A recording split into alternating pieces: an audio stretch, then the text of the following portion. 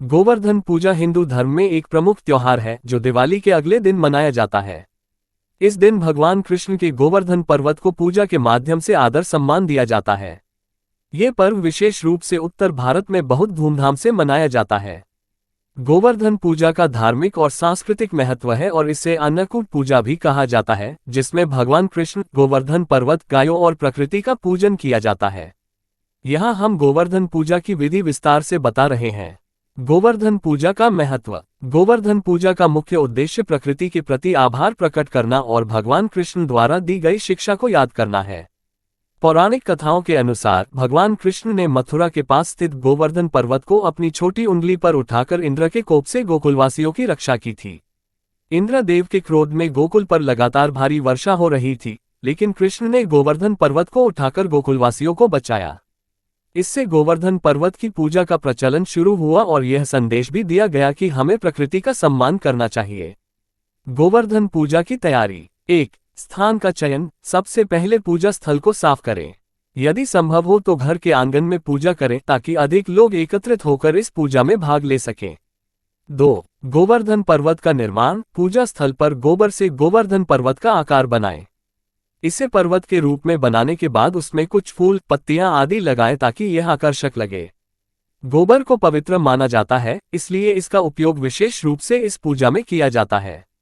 3. अन्य पूजा सामग्री। पूजा के लिए दीपक, धूप, अक्षत, रोली, चंदन, फूल, मिठाई, माला और विभिन्न पकवानों की आवश्यकता होती है। इसके अलावा तुलसी के पत्ते, दूध और जल भी पूजा में उपयोग किए जाते हैं। 4. अन्नकूट का आयोजन। अन्नकूट का मतलब होता है अलग अलग प्रकार के भोजन का पर्वत। इस दिन विभिन्न प्रकार के पकवान बनाए जाते हैं, जैसे कि खीर, पूरी, सब्जियां, हलवा, लड्डू आदि। इसे भगवान को अर्पित किया जाता है और फिर इसे प्रसाद के रूप में बांटा जाता है। गोवर्धन पूजा की विधि। 1. शुभ मुहूर्त का पालन। गोवर्धन पूजा के लिए शुभ मुहूर्त का ध्यान रखें। ये पूजा प्रातःकाल या सांध्यकाल में की जाती है। 2. पूजन की शुरुआत। सबसे पहले गोवर्धन पर्वत की मूर्ति गोबर से बने पर्वत के पास दीप जलाएं और धूप दिखाएं। भगवान कृष्ण, गोवर्धन पर्वत और गायों का आह्वान करें। 3. भगवान कृष्ण का पूजन। भगवान कृष्ण की मूर्ति या चित्र के सामने बैठकर उन्हें पंचामृत, दूध, दही, घी, शहद और शक्कर से स्नान कराएं। इसके बाद उनके चरणों में फूल, चंदन और रोली लगाएं। 4. गोवर्धन पूजन। गोवर्धन पर्वत का पूजन करने के लिए उसे पंचामृत से स्नान कराएं। इसके बाद पर्वत पर दूध अर्पित करें और फूल, अक्षत, माला, मिठाई अर्पित करें। 5. गायों का पूजन। इस दिन गायों का भी पूजन किया जाता है। गोवर्धन पूजा में गाय का बहुत महत्व है।